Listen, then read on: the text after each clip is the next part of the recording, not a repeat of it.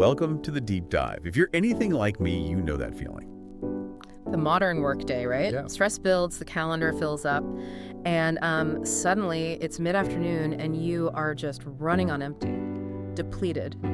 We hear all this advice about self-care, but honestly, who really has a whole hour free to reset when things are piling up? That is the big challenge, isn't it? A Yeah. lot of that advice feels, well, pretty unrealistic for anyone with a demanding schedule. Yeah.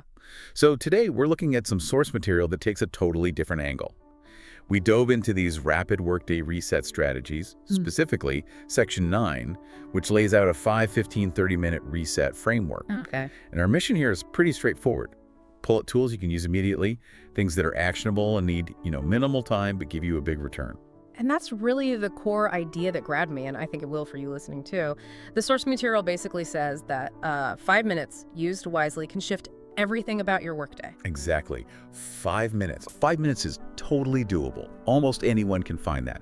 And if you get why those 5 minutes work, you can actually reclaim your focus. Right. It's not really about finding the time. It's more like weaponizing those little micro breaks that pop. Okay, let's unpack that. Before we dive into the actual timings, the 5, 15, 30, what's the fundamental shift we're aiming for here? What's the real mission? It has to be more than just feeling slightly less stressed out. Yeah. Oh, absolutely. It's about interrupting a really specific negative loop in our heads neurologically. The source actually calls it the work stress cycle. Work stress cycle. Okay. Yeah, think about it. When we're just reacting, rushing around, putting out little fires constantly, we're operating at what the source defines as survival mode. Right. Reactive. Totally reactive. Yeah. In that survival mode, it just drains your thinking power, makes you more likely to make mistakes, and honestly, it speeds up burnout. So the whole point of these quick resets is to help you make this crucial internal shift, moving from that frantic, survival state into what they call effective professional mode. I like that contrast. Survival mode versus effective professional mode. Yeah. That second one sounds much more intentional, like you're in control, not just reacting. Exactly. Intentionality is key. So we're not just talking about like a mental trick. We're talking about regulating the actual stress mechanism, Yeah. the nervous system itself, not just slapping on a temporary fix. Precisely. And that's where the science really backs this up. The source material actually grounds this whole framework in work by experts like Dr. Daniel Siegel. Ah, okay. Siegel's work on the brain. Yeah. And what's really fascinating is that the reason these quick interruptions work so well ties directly back to Dr. Siegel's focus on nervous system regulation at work. Right. See, stress puts your body into this kind of low-grade fight-or-flight state, right? Constantly on edge. Yeah. And a quick intentional reset acts like a signal to your body. It says, okay, the danger isn't constant, it's manageable. And that physically lowers stress hormones like cortisol, which then allows the higher functioning parts of your brain, the ones you need for complex thinking and decision making, to come back online. Wow. So it's not just a mental break, it's like a physical reset for your threat response. Yeah. That actually explains why even just 5 minutes could be powerful. It's super efficient regulation, really. You're basically optimizing your own neurology to think clearer and make fewer mistakes. All right, let's get practical. Pier 1, the 5-minute window, the most accessible one. We know its function is energy boosting. So what does the source say we should actually do in those 300 seconds? Especially tailored for, as it says, busy professionals. Right. The 5-minute strategies are all about disrupting things quickly, either kinetically, with movement, or through your senses. They're immediate energy boosters. Okay. We're talking about techniques that basically force your system to shift focus away from that internal pressure cooker feeling and onto something immediate and regulated. Give me an example. Okay, so the source really recommends short bursts of something like box breathing. Breathe in for 4 counts, hold for 4, out for 4, hold for 4. Classic. Yeah, but doing just that for maybe 2 or 3 minutes, it has a surprisingly powerful, measurable effect physiologically. Or even just moving. Right, Yeah. like the source mentions kinetic interruptions. Getting up, doing a quick stretch, maybe a few squats. Anything to break that static sitting posture. Absolutely. The key is intentional movement or intentional sensory focus. Like another really good one they suggest, especially if you're feeling overwhelmed, is that 5-4-3-2-1 grounding technique. Oh yeah, I've heard of that. Right. Name 5 things you can see, 4 you can feel, 3 you hear, 2 you smell, 1 you taste. It just immediately pulls you into the present moment, stops that anxiety spiral, and it takes, maybe 3 minutes max? Okay, that sounds genuinely useful. But I have to ask the skeptic's question here. if I only take 5 minutes, isn't there a risk the stress just ramps up because I'm thinking about the work piling up even more? How do I make sure that break actually pays off and doesn't just, make me more anxious? That's a fair point. And that's where the intentionality really matters. The 5-minute break is tactical, right? It's designed to give you just enough regulation to handle the next immediate thing with better focus. Okay. Not solving everything. Exactly. You're not trying to solve the whole day's chaos in 5 minutes. If the whole day's chaos is the thing causing intense stress, well, then you probably need the next level up. Perfect transition. Yeah. So let's talk about that next level. We get a bit more time, the 15-minute reset.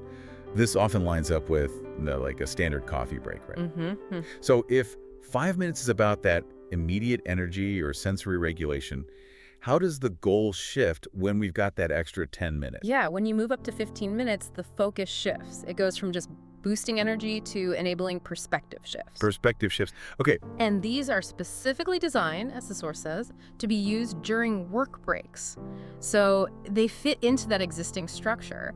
And the kind of cognitive load you can address is, well, deeper. You actually gain enough time to step back and maybe reframe a problem that felt completely overwhelming just moments before. Okay, so what does that look like? A 15-minute perspective shift in action.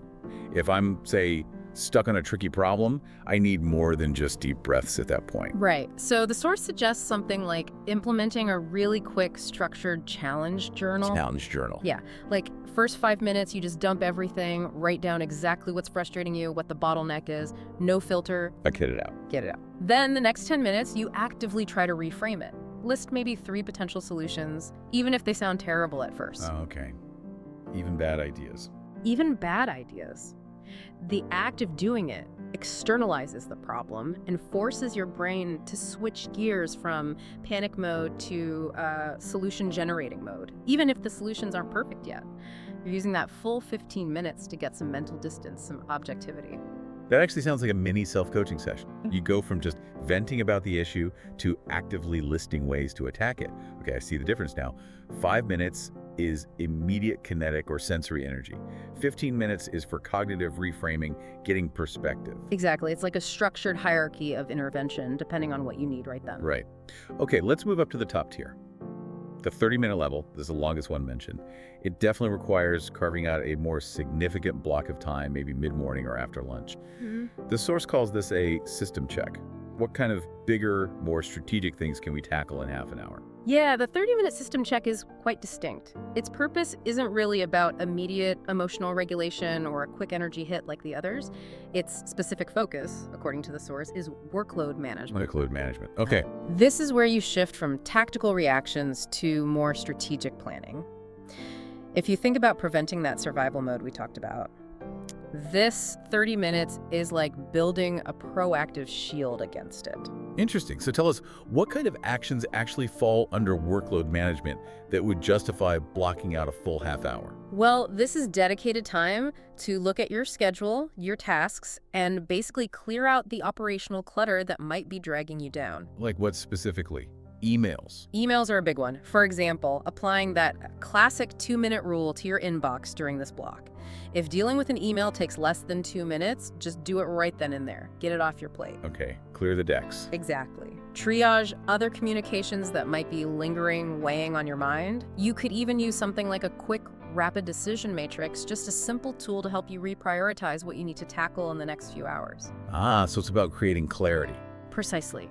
Creating clarity so that when you go back to your main tasks, that deep work, you've hopefully removed a bunch of those minor nagging stressors and you've confirmed, okay, I am working on the most important things right now. So, thinking about it that way, a successful 30-minute system check could actually reduce the need for those desperate 5-minute resets later on, because you've kind of managed the inflow of stress. It sounds like an investment that pays off later. That's exactly it. You're investing upfront in clarity and control. You're choosing to operate from that regulated, effective professional mode rather than just letting your chaotic schedule dictate your mental state all day. Okay, this is really clicking into place. So let's summarize this for you, the listener, right now. We've basically got these 3 actionable tiers. 5 minutes is for that quick kinetic or sensory boost box breathing, the 5, 4, 3, 2, 1 thing, maybe just moving.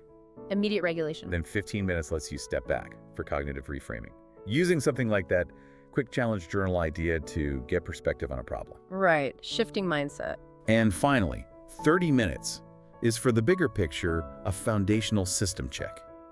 Applying tools like the 2-minute rule, prioritizing, managing the actual workload to prevent overwhelm later. Yeah, workload management. Yeah. And remember, these aren't just nice ideas, they're practical tools for self-regulation, and they're grounded in how our nervous system actually works, drawing on insights like Dr. Siegel's. Right. The ability to shift yourself out of that draining survival mode and into a more effective professional state, it's genuinely within your control. And crucially, it doesn't have to take hours. That's the amazing part, really.